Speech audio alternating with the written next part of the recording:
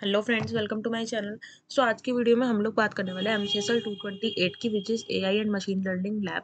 ठीक है, तो इसमें आपको इस चीज़ का ध्यान रखना है, जो इंपॉर्टेंट क्वेश्चन है वो मैंने ऑलरेडी दे रखे हैं स्टार्टिंग के 2 पेजेस पे, जो कि इग्नू के उसमें इंक्लूडेड है, इग्नू की बुक में है।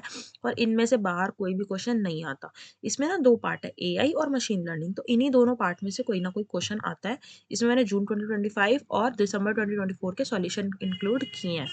ठीक है, तो आपको बस इतना ध्यान रखना है, इनमें से बाहर कोई नहीं आएगा। प्लीज़ इन क्वेश्चंस को करके जाना। देखो यहाँ पे ये जो है, ये लैब सेशंस है एआई पे।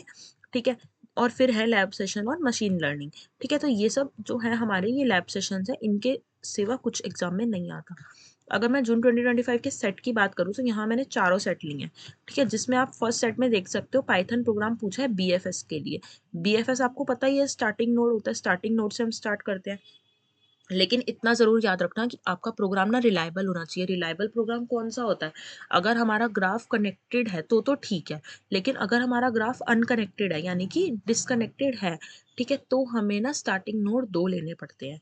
ठीक है, उस हिसाब से हमें अपना प्रोग्राम लिखना पड़ता है कि वो सारे नोड को विज़िट करे, क्योंकि अगर हमारा हमारा ग्राफ कनेक्टेड नहीं होगा, तो वो ए, बी, सी को तो विज़िट करेगा, अगर डी और ई जो है वो अनकनेक्टेड होंगे, तो वो उनको छोड़ देगा। इसीलिए आपको अपना प्रोग्राम उस अकॉर्डिंगली लिखना है कि अगर हमारा विज़िट नहीं हुआ, तो हमने उसको क्यू में डाल दिया। क्यू क्या होता है? FIFO, first in first out, जो पहले आएगा वो पहले निकलेगा।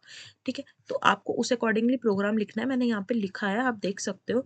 अगर आप लोग को प्रोग्राम भी डीप में समझना है, तो आप लोग मेरे को बता देना, मैं उसके लिए डिटेल वीडियो एक बना दूंगी, क्योंकि अभी मैंने यहाँ पे इंपॉर्टेंट क्वेश्चंस भी लिखे हैं। ठीक है, और यहाँ पे जो आए हुए हैं वो भी।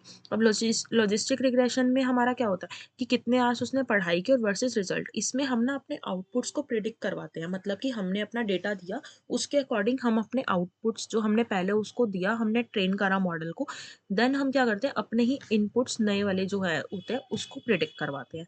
ठीक है, देन हमारी वो प्रिडिक्शंस को जो हम प्रिंट करवाते हैं। ठीक है, अब पाइथन प्रोग्राम लिखना है, इम्प्लीमेंट ए स्टार एल्गोरिदम।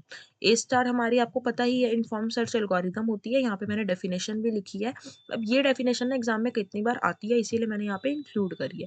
ठीक है, तो ये सेट 2 का क्वेश्चन है, ए स्टार। और अगर मैं आपको सेट 2 का दूसरा क्वेश्चन दिखाऊँ, तो उसमें पॉलिनोमियल रिग्रेशन आ रखा है, वो दिसंबर 24 में सेट 4 में भी आ चुका है। ठीक है, तो मैं बस इतना कहूँगी, इन क्वेश्चंस को कवर करके ज़रूर जाना।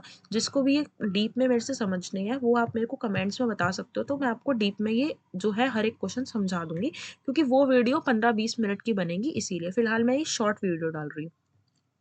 सेट 3 में हमारा डीएफएस है। देखो, सेट 1 में बीएफएस था, सेट 3 में डीएफएस है।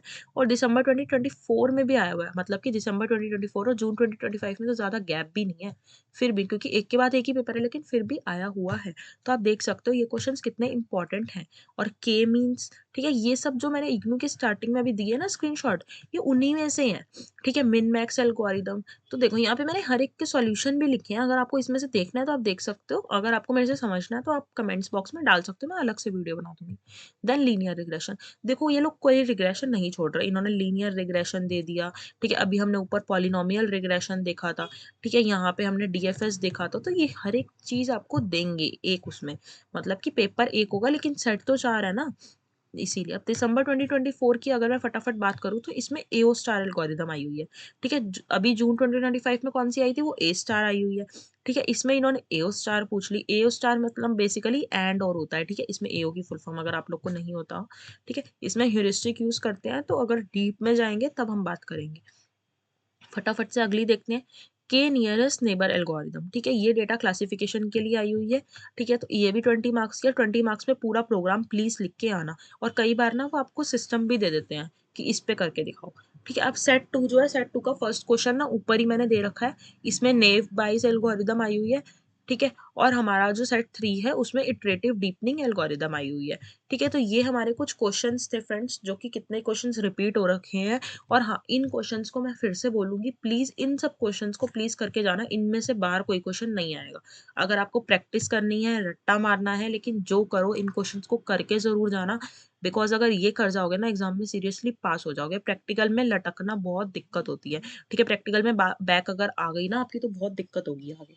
ठीक है फ्रेंड्स, तो इन क्वेश्चंस को प्लीज़ करके जाना। तो मिलते हैं नेक्स्ट वीडियो में, तब तक के लिए bye bye, take care and very well the all the best for your exams.